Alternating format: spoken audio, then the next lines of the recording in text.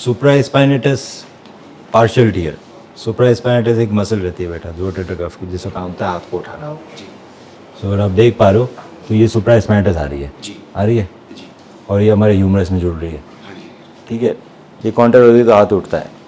अब partial tear है bursal surface, articular surface. 3 तरह के सरफेस है, ये बर्सल सरफेस, ये इंटरस्टिशियल, ये आर्टिकुलर सरफेस। ये ना जॉइंट दिख रहा है आपको, तो इससे आर्टिकुलर सरफेस। तो यहाँ से ये टूट गया है, थोड़ा सा, पूरा नहीं टूटा है, हल्का सा टूटा है। अब ये टियर क्यों हो जाता है? क्योंकि कई बार चोट लगने की वजह से आता है। तो चोट लगती रहती है, जरूरत है ना सबको टियर हो। अगर हम इस मसल को हमने स्ट्रांग नहीं रख रखा तो टियर हो जाता है।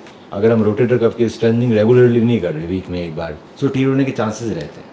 अब एक बार टियर हो गया तो ये टियर तो बढ़ता रहेगा ना बेटा, क्योंकि हाथ तो उठा ही रहेगा आप। कम टियर को विदाउट सर्जरी ठीक करने की कोशिश कर सकते हैं। सो विदाउट सर्जरी हम ठीक करने की कोशिश करते हैं तो हम लोग पास कोई दवाई नहीं होती, क्योंकि जो बॉडी में जो चीज़ें हील करती है ना, दवाई हील नहीं करती। बॉडी में चीज़ें हील करती है आपका खुद का ब्लड एंड ब्लड प्रोडक्ट्स। जो ग्रोथ फैक्टर और प्लेटलेट्स होते हैं वही हीलिंग करते हैं। आप कहीं भी चोट लगती है, ब्लीडिंग लगती है, क्लॉट होता है, फिर नई चमड़ी आती है। So healing is always initiated by your platelets and growth factors. So इसको हील करने के लिए नॉन ऑपरेटिव तरीका ये है कि हम आपका ब्लड लें 20 ml जी, उसको हम सेंट्रीफ्यूज मशीन में डालें। मशीन में डालने के बाद उसमें हम प्लेटलेट प्लाज्मा अलग निकाल दें। ये प्लेटलेट प्लाज्मा जब हम इंजेक्ट करेंगे सो ग्रोथ फैक्टर रिलीज होंगे और चीज़ों को हील करेंगे। अब इसके 3 सेशन लगते हैं, सिंगल सेशन में हील नहीं कर पाता।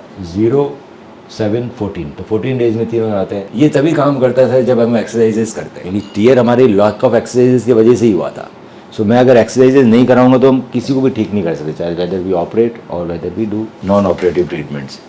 सो इसके अंदर हमें क्या करना पड़ता है कि हम एक्सरसाइजेज कराते रहते हैं आपको एवरी वीक, हमें इंक्रीज़ करनी होती है।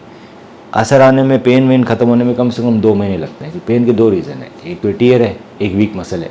अब जिम जाओगे तो 2-3 महीने तो लग ही जाएंगे ना कुछ भी विजिबल इफेक्ट आने में।